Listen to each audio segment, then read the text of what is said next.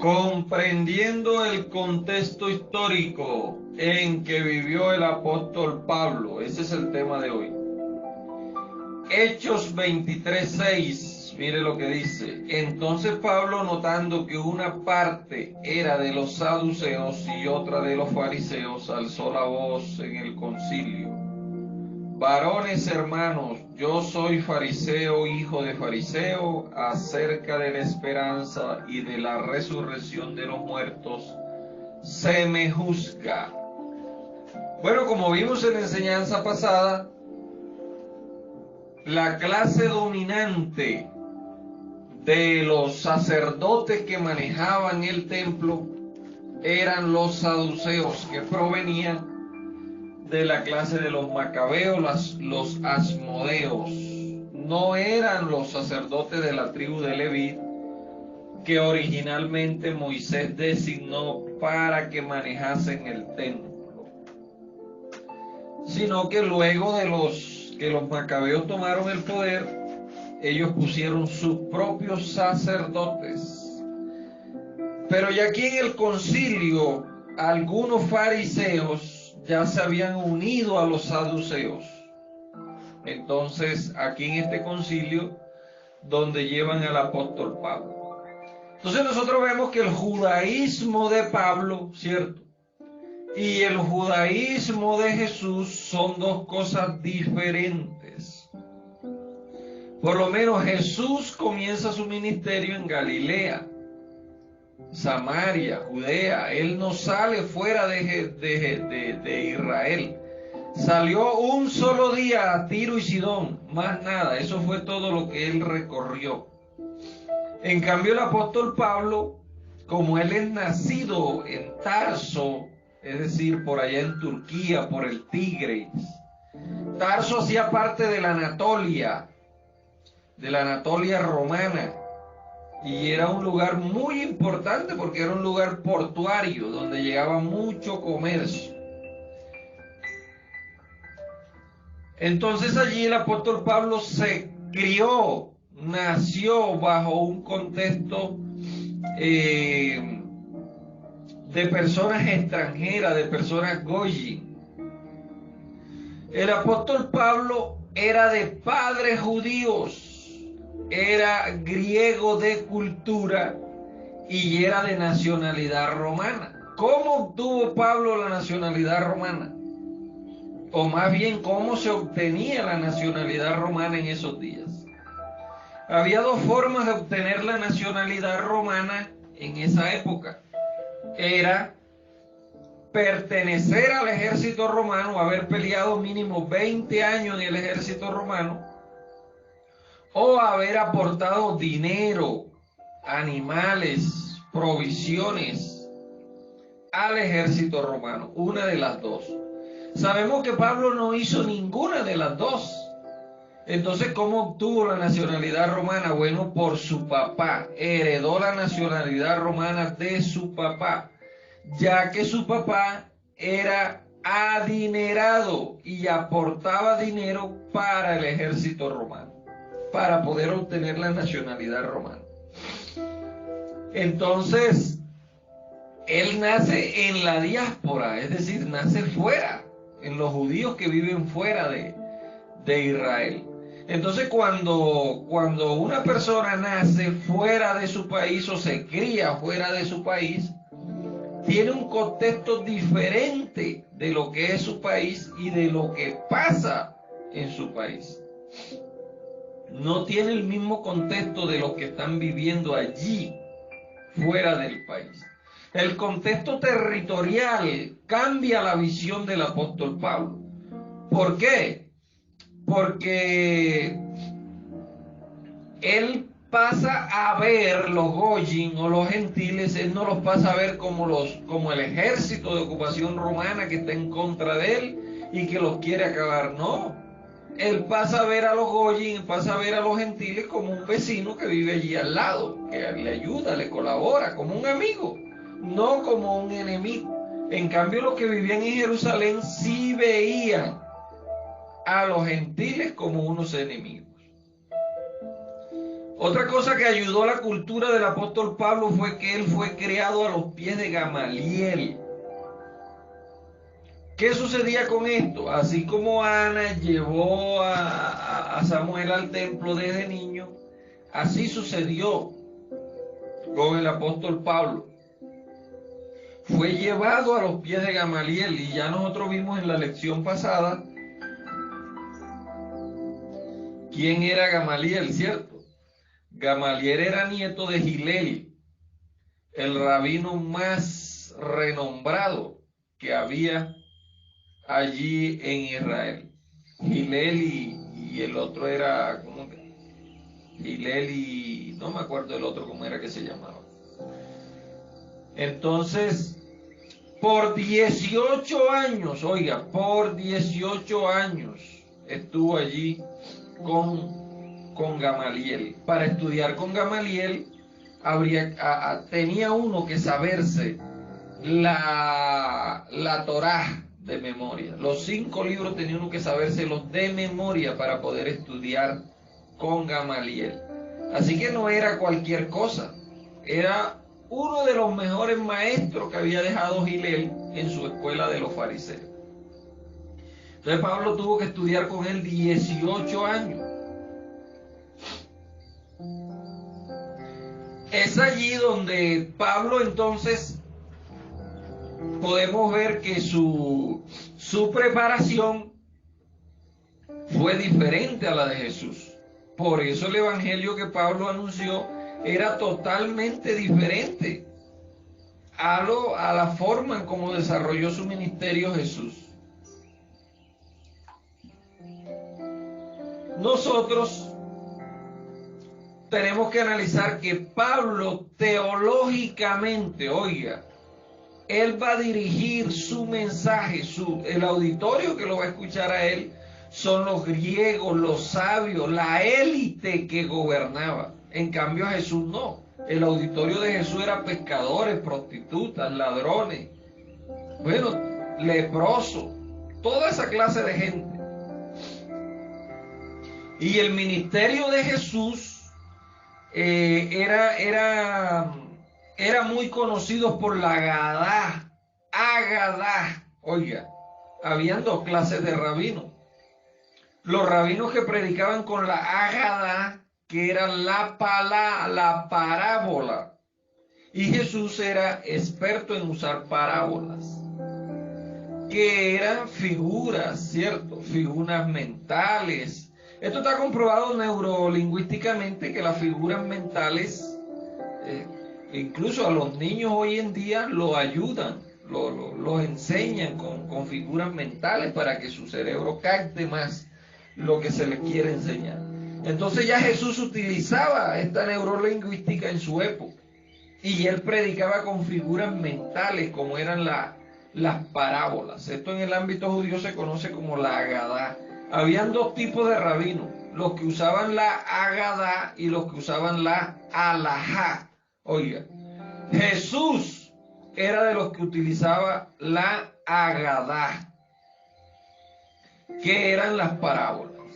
Es decir, él se ponía y decía, ¿a qué compararé el reino de los cielos? Ah, el reino de los cielos es comparado a un granito de mostaza. Y comenzaba a utilizar la Agadá. Uno de los hebreos que utilizó la Agadá, que más la usó, fue Salomón. Escribió 3000 parábolas. Entonces Pablo utilizaba la alajá. Eso era lo que utilizaba Pablo. ¿Qué es la alajá? La alajá es cuando tú explicas la jurisprudencia de una ley. No pones tú un ejemplo para que la gente te entienda, una parábola. No. Tú vas a explicar directamente la jurisprudencia de lo que significa esa ley, es decir, la jurisprudencia de lo que significa la Torá. Es decir, Pablo iba literalmente al versículo. Pablo decía, como dice la Torá, así literalmente. Claro que él no decía en el versículo tal, no, porque nosotros sabemos que esto de los versículos, esto fue inventado en el siglo IV. No, Pablo iba directo a la Torá. Él explicaba la jurisprudencia de la Torá. Entonces tenemos dos clases de palabras, la Agadá y la Alajá. Jesús predicaba con la Agadá y Pablo con la Alajá. Entonces Pablo dice que él fue a perseguir judíos conversos a Yeshua. No dice que fue a perseguir cristianos, porque el cristianismo no se conocía todavía. No había una persona que dijera, yo soy cristiano. No, esa división de judíos y de cristianos vino a ocurrir posteriormente. Esa clase la estaremos viendo para culminar esta enseñanza de contextos históricos, la estaremos viendo el próximo sábado. ¿Por qué se inventó el cristianismo? Entonces los judíos que creían en Jesús como Mesías, a esos eran los que perseguían los saduceos, que era la clase dominante, no los fariseos. Recordemos que los fariseos tuvieron que huir a las cuevas de Qumran, y los que tomaron el poder fueron los saduceos. Entonces los saduceos perseguían a todo aquel que se levantaba diciendo, aquí hay un Mesías, como en el caso de José el Galileo, ¿cierto? Que fue el número 23 que crucificaron, o que mandaron a crucificar los saduceos, porque los grupos de fariseos, cada grupo de fariseos, cuando se levantaba un hombre sabio, prominente en las escrituras, y que hacía milagros, porque Jesús no fue el único que llegó haciendo milagros, llegaron muchos haciendo milagros. Con Jesús fueron 24 candidatos a Mesías que tuvieron los israelitas. José el Galileo fue uno de esos 24 que lo crucificaron junto con 200 seguidores. Oiga, junto con 200 seguidores lo crucificaron por hacerse pasar por el Mesías. Entonces, Jesús, cuando comienza su ministerio, los saduceos comienzan a perseguir todo aquel que dijera que Jesús es el Mesías, así como ya ellos era costumbre de hacerlo con las demás personas. Era una costumbre que ellos tenían de matar a cualquiera que se hiciera proclamar como Mesías. ¿Por qué? Porque ellos sabían que enseguida lo iban a quitar del trono. Porque los saduceos también pensaban que el reinado era un reinado literal, así como los futuristas piensan hoy que el reinado es un reinado literal, que Jesús va a venir, se va a sentar en una silla allí en el templo de Jerusalén y va a gobernar literalmente. Y no han entendido que el reinado de Cristo es un reinado espiritual. Él mismo lo dijo, mi reinado no es de este mundo. Pero lamentablemente hoy en día hay personas esperando un reinado literal de Jesús el Mesías. Así lo esperaban los saduceos, por eso todo Mesías que se levantaba, ellos lo iban matando enseguida, lo iban crucificando y crucificaban a sus seguidores. Entonces, como Pablo, siendo fariseo, ¿cómo es que él se une, cierto, a esta clase llamada los saduceos? ¿Cómo llega él a unirse con los saduceos? Porque ya ahí vimos claramente que él dice que él era fariseo, y los fariseos y saduceos no se gustaban entre sí, porque los saduceos decían que no había resurrección y los fariseos decían que sí. Entonces, ¿cómo se une a él? Bueno, ya ahí usted tendría que ir a leerle el Pirkei Avot o cualquiera de estos libros sagrados que tienen los judíos donde narra la historia, que era que Pablo había contraído compromiso matrimonial con la hija del sumo sacerdote. Entonces, para congraciarse con el suegro, él recibe carta del Sanedrín para ir a perseguir a los propios fariseos, es decir, a los seguidores de Jesús el Mesías, que eran fariseos también. Entonces es allí donde él sale con las cartas, ¿cierto? Directo a Tarso, para allá a perseguir a los seguidores de Jesús el Mesías. Oiga bien, no a perseguir cristianos, porque esta palabra cristiano no se conocía todavía. Esta palabra se viene a conocer posteriormente. Entonces él sale a perseguir judíos que creían que Jesús era el Mesías, así como hacían los saduceos con todo el que se proclamaba Mesías. De las escuelas de Gilel y Shammai hubieron 24 que se proclamaron Mesías. 24, y a todos los mataron.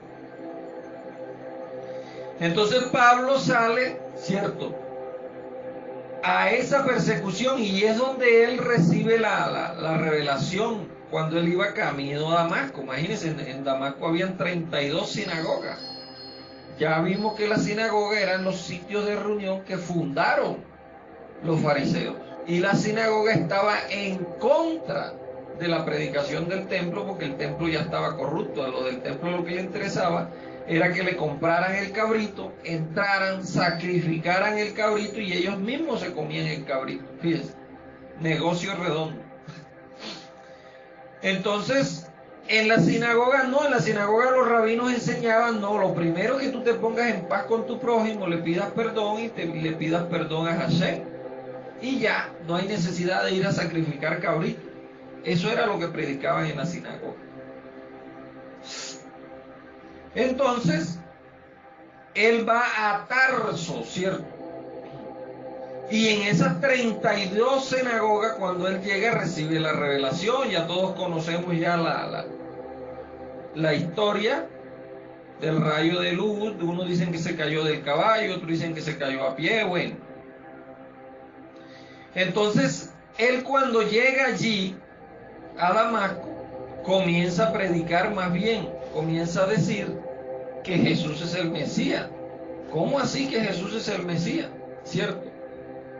Entonces, cuando él comienza a decir que Jesús es el Mesías, los que están allí en Damasco, algunos prominentes, no les gusta eso. ¿Y qué hacen? Lo corren de Damasco. ¿Y a dónde se va? A su pueblo natal, se va a Tarso. Y allá en Tarso comienza a predicar que Jesús es el Mesías, hasta que se encuentra con un joven llamado Bernabé. Oiga, Pablo duró 14 años por allá, exiliado de Jerusalén, sin volver a Jerusalén. No se casó, no podía volver allá, porque lo mataban los mismos saduceos. Entonces, y la mujer que él había dejado enamorada ya no lo iba a recibir. Por eso yo personalmente creo que Pablo tenía un resentimiento hacia el sexo femenino. Entonces Pablo, en el año 31, oiga, en el año 31 después de Cristo, es que él empieza su primer viaje misionero, que se llama primer viaje misionero de Pablo, pero debería llamarse primer viaje misionero de Bernabé, porque Bernabé lo consiguió en Tarso y le dijo: hola Pablo, ¿cómo estás? ¿Tú crees que Jesús es el Mesías? Yo también creo eso. Mira, allá en Chipre hay 42 sinagogas. Vamos, yo te llevo a Chipre para que conozcas y anuncies que Jesús es el Mesías. Y es Bernabé el que guía a Pablo en su primer viaje misionero. Usted lee en el libro de los Hechos y usted va a leer Bernabé y Pablo, siempre va a leer Bernabé y Pablo. Ya después, más adelante, en el segundo o tercer viaje, es que usted va a leer Pablo y Bernabé. ¿Por qué? Porque Pablo había sido llamado, entonces opacó el ministerio de Bernabé. Entonces allí, cuando él sale a predicar hasta el año 42, Pablo se empieza a fijar en las sinagogas de algo, todas las sinagogas donde iba, que en las primeras filas de la sinagoga habían judíos fundadores, los que fundaron esa sinagoga se sentaban en las primeras filas. Por eso Jesús les habla diciendo: ay de ustedes que anhelan sentarse en las primeras sillas, o en los primeros asientos. En la segunda fila de atrás se sentaban los prosélitos de justicia. En hebreo esto significa Jerek Sedek, prosélitos de justicia. Eran aquellos que eran conversos, pero no eran de madres judías. Esos se sentaban en las segundas filas. En la tercera fila se sentaban las mujeres que se habían sometido a la misbah, es decir, a los lavamientos y todo. Eran mujeres goyi, pero se habían sometido a los lavamientos, al ritual, para ser judía conversa o conversa al judaísmo. En las otras filas de más atrás se sentaban los que ellos llamaban los fieles de las puertas o temerosos de Dios. Eso era lo que se sentaban en la fila de atrás. Como este hombre temeroso de Dios que le dice: tus oraciones y tus limosnas han llegado hasta el cielo, Cornelio. Dice: ay, sí, Cornelio era temeroso de Dios. No es que era temeroso de Dios, todo el mundo temía a Dios, sino que él era de los que se sentaba en la fila de atrás. Y a eso le llamaban temerosos de Dios, los fieles de la puerta. Le decían fieles de la puerta porque estaban ya afuera de la puerta, casi afuera de la puerta. Eran personas que simpatizaban, les gustaban los salmos, les gustaba cantar, les gustaba escuchar la palabra, la Torá. Simpatizantes, eran como las personas que llegan a la iglesia y son simpatizantes hoy en día. Entonces, ¿por qué no se convertían? Por miedo a la circuncisión, porque por la circuncisión podían perder su miembro. La circuncisión era un proceso duro porque la hacían con piedra, con cuchillo. No había la limpieza antiséptica que hay hoy en día. Entonces, ahí donde Pablo pilla eso y se da cuenta, ahí es donde él empieza a decir que la circuncisión de nada vale, que ya tú no necesitas circuncidarte para ser un judío converso, que por qué hay esa división.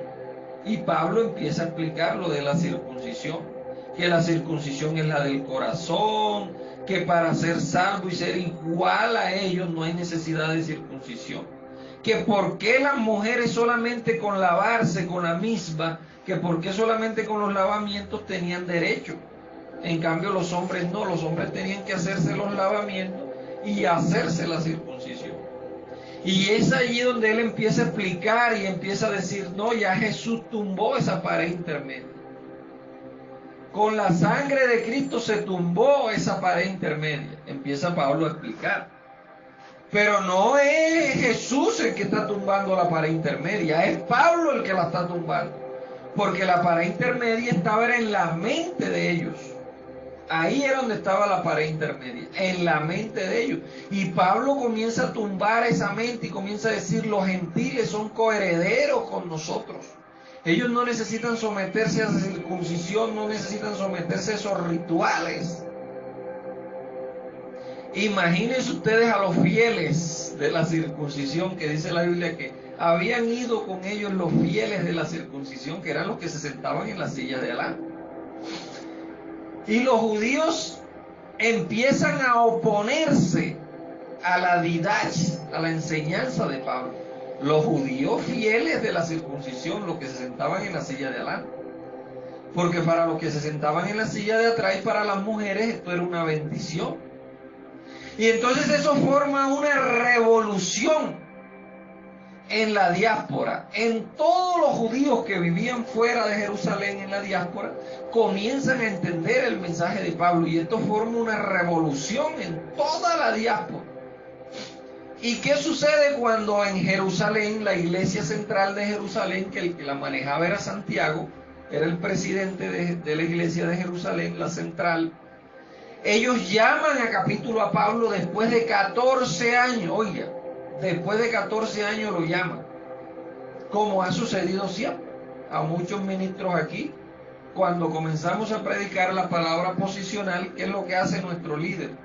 La central, el supervisor nos llama junto con los diáconos y hacen una junta allí y nos comienzan a indagar, ¿qué es esa enseñanza que tú estás predicando, esa palabra posicional? ¿Cómo así que la gran tribulación fue en el 70? Y entonces a Pablo le hicieron lo mismo, lo llamaron, los religiosos lo llamaron a Jerusalén a capítulo, juntaron el presidente del organismo y le dicen, bueno Pablo, ¿qué es lo que tú estás predicando por allá en la diáspora? Porque noticias nos han llegado aquí a Jerusalén que tú andas diciendo que la circuncisión no es necesaria y que los gentiles son coherederos y que pueden entrar a la salvación lo mismo que los judíos. Entonces aquí tenemos el primer concilio, usted puede leerlo ahí en el libro de los Hechos, capítulo 15. El primer concilio que se efectúa en el año 50, primer concilio apostólico. ¿Y es para qué el primer concilio apostólico? Para ver si los gentiles pueden entrar a ser judíos conversos sin necesidad de hacerse la circuncisión y toda esta clase de rudimentos que tenían los judíos, sabiendo ellos que ya Cristo había acabado con eso, pero todavía no lo entendían. Por eso nosotros decimos que Pedro nació judío, creció judío, se crió judío y murió siendo un judío, un judaizante. El que viene a traer esta nueva revelación a los gentiles es el apóstol Pablo. Entonces aquí, en el primer concilio apostólico es donde sale entonces este bendecido llamado el hermano de Jesús, Santiago, y dice, agarrándose a la Torá, porque usted lee ahí en el libro de los Hechos y usted va a leer que dice, los judaizantes. A mí me hubiera gustado saber quiénes eran los judaizantes, porque ahí no los nombran, pero entre los 12 apóstoles habían unos que eran judaizantes. Yo me imagino que Pedro era uno. Pero Lucas, escribiendo para no poner en vergüenza pública allí a los demás apóstoles, solamente dice los judaizantes. ¿Esto qué es? Esto es tener ética ministerial. No decir fulano y fulano son unos judaizantes y se van a condenar y esto y lo otro. No. Solamente les dice los judaizantes. Entonces, la circuncisión y la Torá, dice Pablo, que era lo necesario que se tenía, que no era necesario la circuncisión que estaba en la Torá para que ellos pudieran expandir este evangelio, ¿cierto? Para que ellos pudieran expandir este mensaje, que solamente cumplieran lo que estaba escrito allí en la ley, pero que no había necesidad de ellos circuncidarse, porque todo hombre le tenía miedo a la circuncisión. Yo prefería ser un prosélito, ser uno de los fieles de la puerta, pero que no me circuncidaran.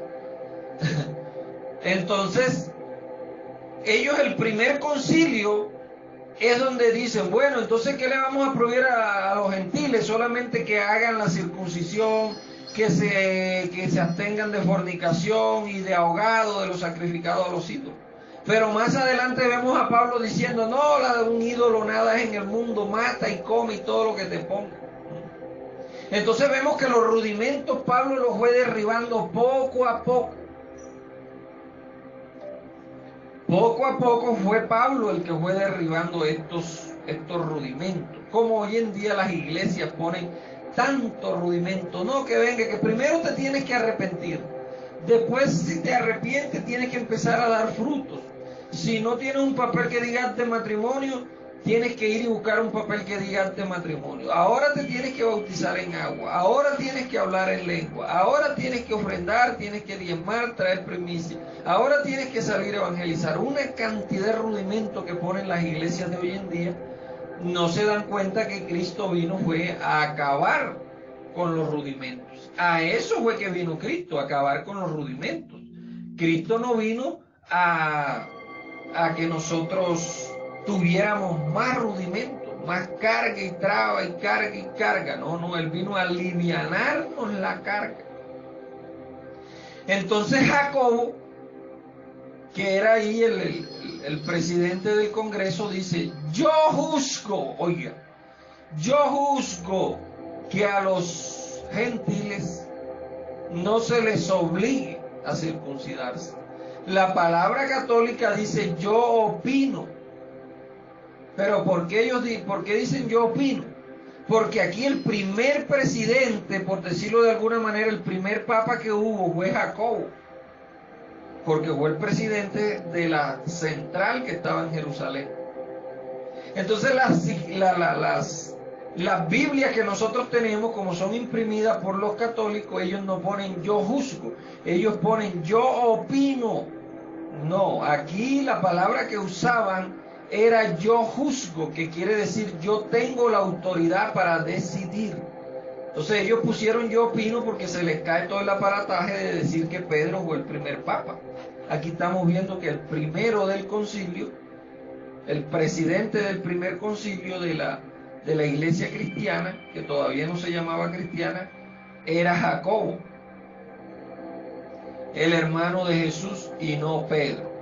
Entonces allí sale el primer decreto apostólico basado en la jurisprudencia de las 7 leyes de Noé. En las 7 leyes de Noé no estaba la circuncisión.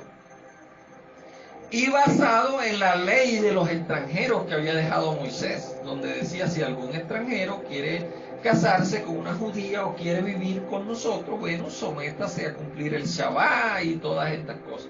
Y dentro de esas cosas no estaba la circuncisión. Entonces, la Torá es igual a una legislación, ¿cierto? La Torá era una ley judía. Eso no es para nosotros, era la ley de una nación. Entonces Pablo allí sale victorioso del primer congreso apostólico, porque él tumba ese rudimento de la circuncisión.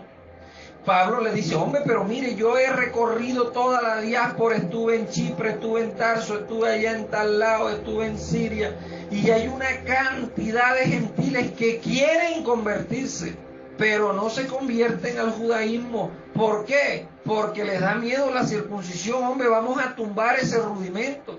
Es más, ustedes se están perdiendo una cantidad de diezmo que pueden recoger de esa gente y no lo recogen. ¿Por qué? Porque ellos son conversos. Pero si nosotros le decimos que eso no es necesario, que Cristo tumbó la pared intermedia, vamos a recoger un poco más de diezmo, un poco más de ofrenda, porque no se hablaba de diezmo. Pablo nunca habló de diezmo, sino de ofrenda voluntaria. Entonces allí donde él sale victorioso. Pero Jacobo, como no confiaba en esta nueva enseñanza de que Pablo venía dando, le dice: bueno, está bien, ¿verdad que sí? Vamos a tumbar eso. Y sale el primer decreto. Y sale Pablo alegre con su primera victoria a predicar en la diáspora nuevamente, a predicarle a los griegos que no era necesario la circuncisión. Pero como no confiaban en él, le mandan a Silas y a Judas para que los acompañen.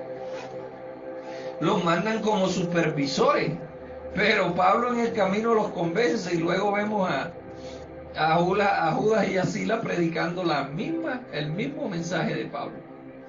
Entonces, aparte de esto, Pablo comienza a anunciar también, y aquí vemos un punto importante, porque cuando se aprueba esto, entonces nosotros podemos ver entonces que los católicos recogen ofrenda, los musulmanes, todo el mundo recoge, ahí todo el mundo está de acuerdo, ahí nadie está en desacuerdo.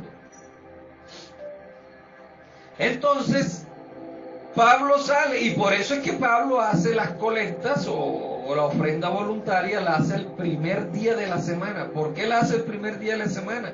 Porque los judíos en Shabbat no podían tocar dinero, entonces ellos estaban todo el Shabbat reunidos estudiando la Mispa, la Torá, y bueno, y todo esto, cantando salmos, y cuando se acababa el Shabbat, que se acababa el sábado a las 6 de la tarde, porque el Shabbat comenzaba el viernes a las 6 de la tarde, y se acababa el sábado a las 6 de la tarde, ya entraba el primer día de la semana, que era el domingo. Ese día sí podían tocar dinero, por eso los judíos recogían la ofrenda voluntaria el primer día de la semana. Entonces, ¿qué sucede cuando ellos emiten este decreto? Mire lo que sucede, y sucede algo extraordinario cuando ellos dicen: no, ya los gentiles, los goyi, son conciudadanos de nosotros y ellos pueden ser judíos conversos sin necesidad de hacerse la circuncisión.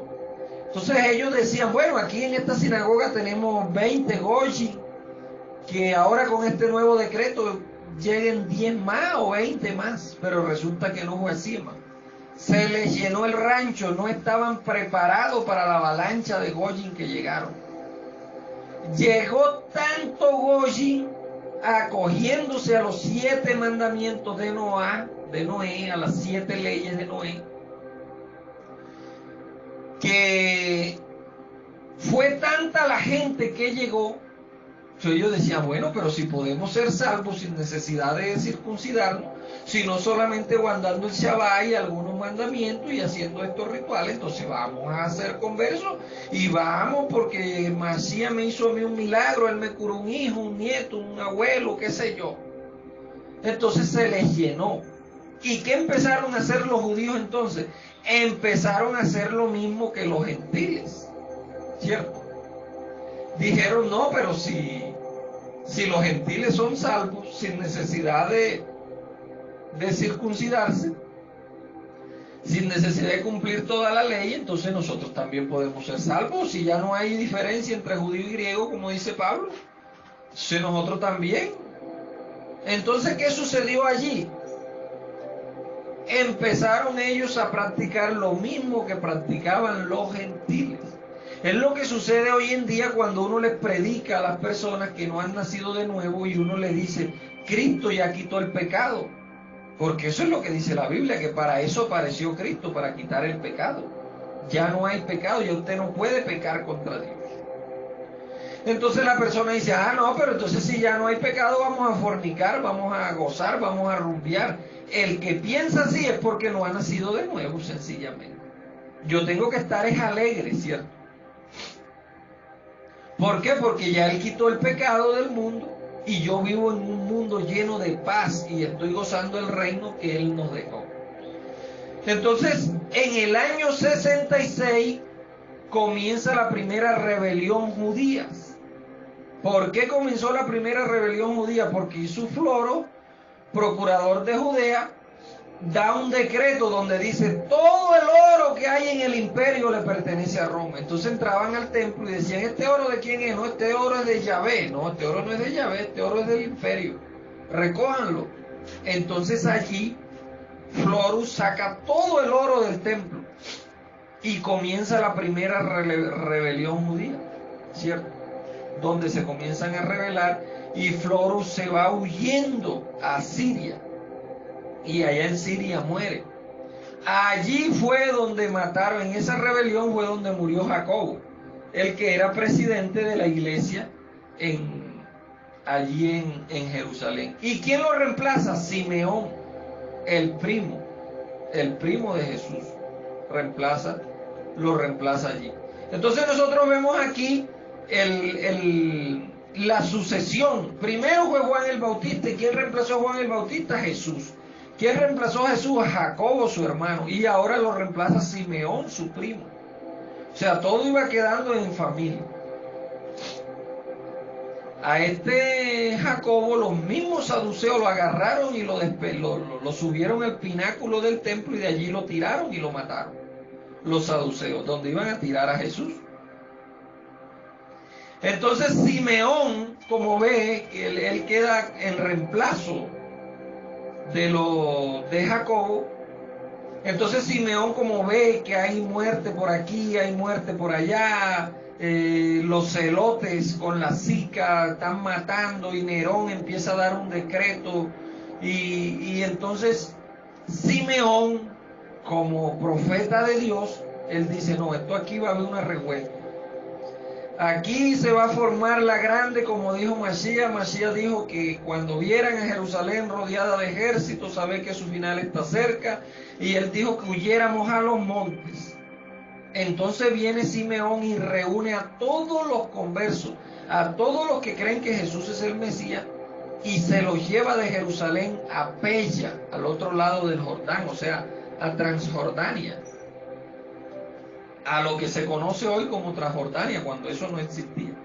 Él se los lleva allá, a todos los que creen que Jesús es el Mesías, y ahí es donde Nerón manda a Vespasiano con la 3ª y la 10ª legión, las 2 legiones más sanguinarias que tenía Roma. 2000 soldados. Entonces los líderes rabinos, fariseos, todos, la mayoría, los empiezan a matar y se da la orden para que se acabe con toda esa gente que diga que Jesús es el Mesías y para que se acabe con la propia Jerusalén. Ahí en esa revolución, como Pedro y Pablo estaban en el exilio, ellos mueren en el exilio, mueren afuera en Roma. Por eso usted ve en el calendario gregoriano, usted ve la fecha de 29 de junio, que es la fecha de Pedro y Pablo, creo que es 29 de junio. Es el día de Pedro y Pablo, porque en ese día supuestamente ellos murieron, pero en ese día no murieron ellos. En ese día era que ellos celebraban la muerte de Rómulo y Remo, que fueron los que fundaron a Roma, 2 hermanos. Entonces, para no meterle así como que paganismo, la Iglesia Católica puso el día de Pedro y Pablo. Eso fue lo que sucedió. Entonces, solo en Jerusalén hubieron 600 muertos. Oiga, en esa rebelión, solo en esa rebelión, porque más adelante hay más muertos, como en el 70 que cae el templo y los prosélitos siguen peleando. De pronto allá en Masada, la resistencia, que fue la última que cayó fue Masada. Entonces, cuando ya pasa toda esta guerra del 70 y todo esto, ¿qué hace nuestro hermano Simeón con los que habían huido allá? Ellos regresan a Jerusalén. Pero cuando regresan a Jerusalén, 19 años después, ellos encuentran que ya se había perdido la conexión con los judíos que estaban en la diáspora. Los judíos que estaban en la diáspora no hallaban qué lineamiento seguir, porque los lineamientos se los mandaba ¿quién? La central que estaba en Jerusalén. Entonces ellos allá, los que estaban en la diáspora, les toca autogestionar ellos mismos. Por lo menos Timoteo, que estaba en Éfeso, era el líder del grupo de Éfeso. Él le toca autogestionar porque no había quien le mandara información de allá de la central, que era Jerusalén. Entonces, cuando ellos llegan a Jerusalén, se empiezan a encontrar con una cantidad de escritos, como el Evangelio de Tomás, el Evangelio de María Magdalena, el Evangelio de Jesús, el Evangelio de José. Bueno, y con todas estas cosas se empiezan ellos a encontrar. Y ahí se pierde, oiga, se pierde el mensaje original que Pablo había dejado. ¿Por qué? Porque de ahí en adelante va a comenzar lo que nosotros conocemos como los 80 años de silencio, o los 80 años de oscurantismo, en que vivieron las familias conversas al judaísmo después del año 70. Entonces allí se pierde las directrices, no hay quien les dé directrices a estas iglesias que están en exilio. Las últimas directrices que ellos recibieron fueron las cartas a las 7 iglesias que escribió Juan en la isla de Patmos. Entonces, ¿qué pasa de allí? ¿Qué pasa de allí en adelante, mi amado? Que cuando muere Vespasiano, Tito toma el poder, que es su hijo, pero Tito reina solamente un año, y allí toma Domiciano, que es su hermano menor. Y Domiciano se entera que en Judea su familia se había convertido al judaísmo. Ojo, no al cristianismo, sino al judaísmo. Entonces su sobrino, llamado Clemente, y su esposa Domitila se habían convertido al judaísmo. Y él les dice, ¿cómo así que ustedes se convirtieron en ese Masías? Ustedes saben que yo los puedo matar. Y él dice, bueno, mate. Y los mata. Mata a Domitila y mata a su sobrino Clemente. Entonces nosotros aquí podemos ver que la Iglesia Católica dice que Pedro fue el primer líder de la Iglesia Católica, pero aquí nosotros vemos que los 4 líderes principales eran judíos. Y era Simeón en Jerusalén, Timoteo en Éfeso, Clemente allí en Roma y Juan en Asia. Entonces nosotros, si entendemos este contexto histórico en el que vivió Pablo, vamos a entender que Pablo fue una persona que fue el que derrumbó esa pared intermedia que había entre judíos y gentiles. Nosotros, aquí el cristianismo todavía la persona no se puede decir, tú eres cristiano, no, tú eres judío, no, esa división vino años después. Y en la próxima enseñanza vamos a aprender por qué vino esa división entre judíos y cristianos. Fue una división que ocurrió para ellos salvar su vida, para salvar su pellejo. Eso fue lo que sucedió realmente, mis amados hermanos.